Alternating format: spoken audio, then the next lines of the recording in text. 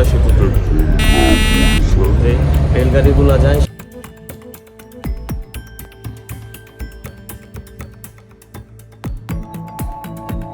প্রচন্ড রকমের ঢেউ আর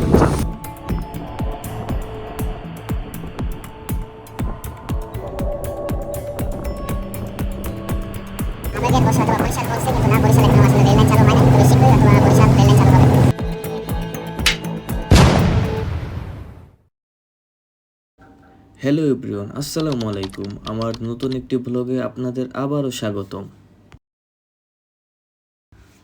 আজ আমি যাব ঢাকা থেকে চাঁদপুরের উদ্দেশ্যে। আপনারা ঢাকার যেখানেই থাকেন না কেন সোজা চলে আসবেন লালকুটির ঘাট।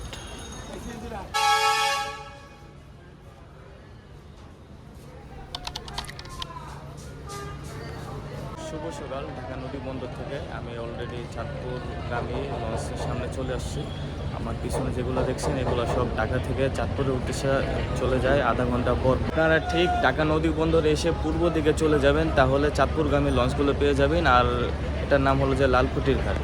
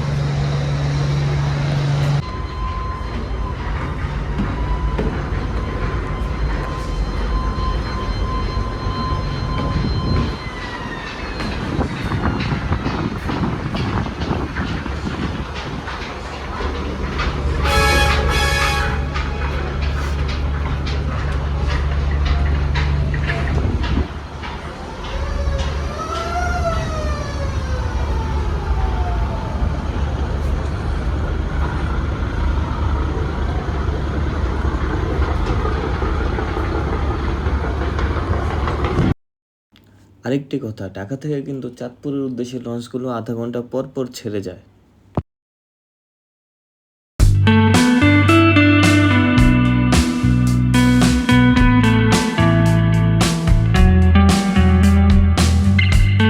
আপনারা যারা ঢাকা থেকে চাঁদপুরের উদ্দেশ্যে ডে ট্যুরে যাবেন তারা ট্রাই করবেন সকাল 8টার আগেই চাঁদপুরের উদ্দেশ্যে যাওয়ার জন্য। আমি যেহেতু সাধারণত লঞ্চ ভ্রমণটা তুলে ধরবো, এই জন্য আমি 10টা বাজে মিতালি 7 লঞ্চে উঠেছি।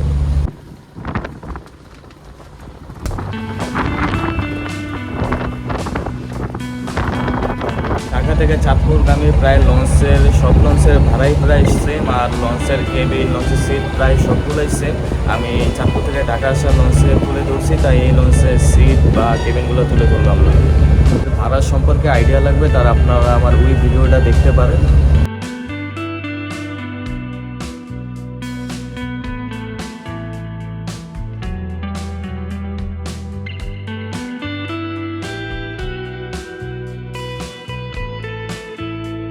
তো ভিডিওতে সবাই কোশ্চেন করছিলেন যে ভাইয়া পিছনের এই ব্রিজটা কিসের। এটা মূলত আসলে রেল সেতু। আমরা যে পদ্মা সেতুতে খুলনা বরিশাল যে রেলগাড়িগুলো যায় সেটা মূলত এটার উপর দিয়ে চলে যায়। সো এটা হলো রেল সেতু। এটা সোজা এদিকে কমলাপুর আর এদিকে মাওয়া তথা পদ্মা সেতুর দিকে চলে গেছে। পদ্মা সেতুতে বরিশাল যে রেলগাড়িগুলো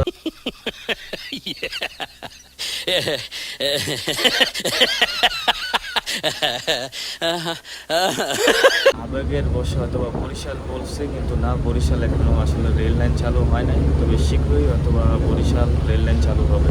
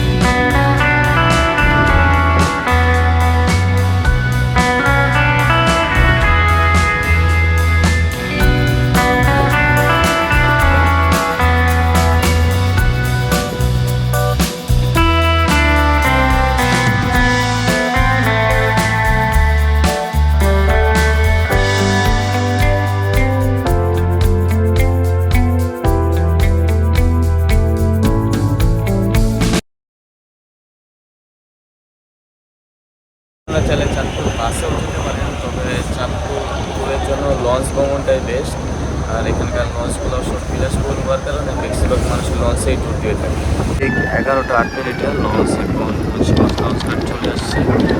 আর ঢাকা থেকে মুন্সিগঞ্জ লঞ্চ আসতে সময় লেগেছে প্রায় 1 ঘন্টা 20 মিনিটের মতো।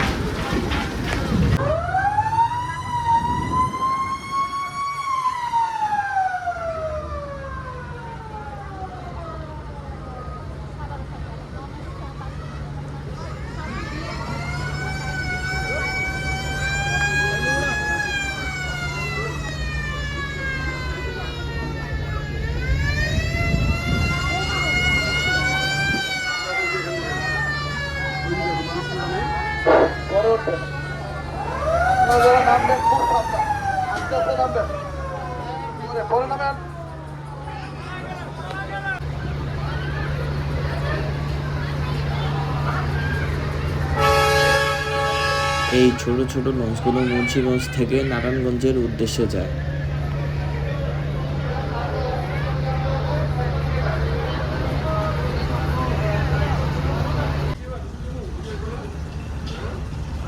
মুন্সিগঞ্জ থেকে যাত্রী নিয়ে লঞ্চ আবার চাঁদপুরের উদ্দেশ্যে রওনা দিল।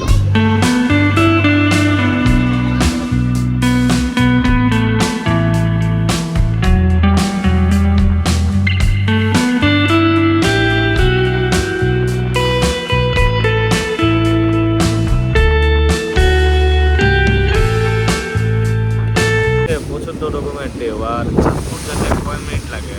ঢাকা থেকে চাঁদপুর গেছে নর্মালি 3 থেকে 3.5 ঘন্টার মতো লাগে।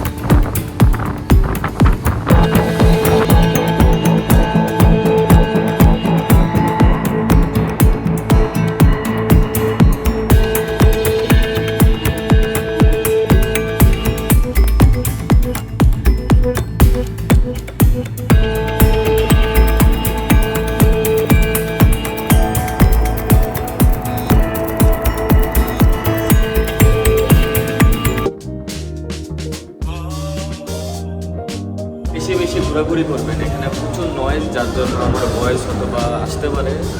আর নদী ভ্রমণের জন্য ঢাকা টু চাঁদপুর অথবা ঢাকা টু ইলিশাই বেস্ট, কারণ আপনার দিনের বেলা প্রকৃতির ফিলটা নিতে পারবেন।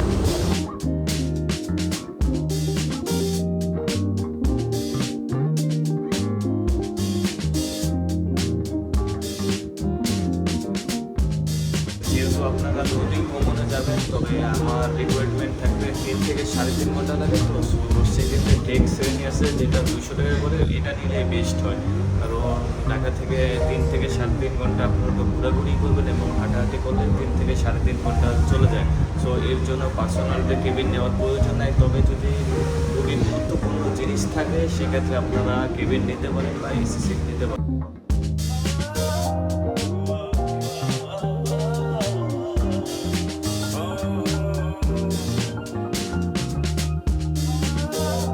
আমি 400 টাকা দিয়ে এসি সিট নিয়েছিলাম, মনে হয় 10 মিনিটও ভালো মতো বসিনি।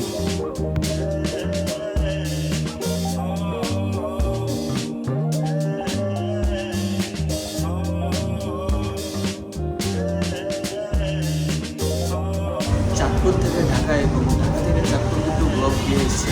নেক্সট ব্লগ কোথা থেকে যান কমেন্টে জানাবেন কিন্তু। আলহামদুলিল্লাহ 3 ঘন্টার খুব সুন্দর এবং লম্বা একটা জার্নির পর আমরা ইতিমধ্যে চলে আসলাম চাঁদপুর নদী বন্দরে।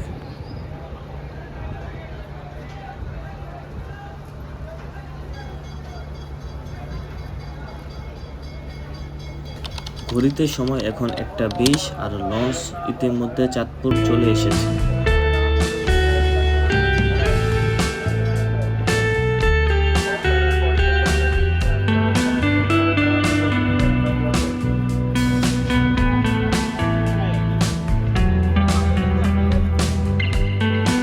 ব্লগটি দেখার জন্য আপনাদের সবাইকে অনেক অনেক ধন্যবাদ এবং প্রাণ ঢালা ভালোবাসা রইল। ঠিক দুপুর 1:30 চলে আসলাম চাঁদপুর নদী বন্দরে। আর আমি এখান থেকে বিদায় নিচ্ছি। সবাই ভালো থাকবেন, সুস্থ থাকবেন। আসসালামু আলাইকুম।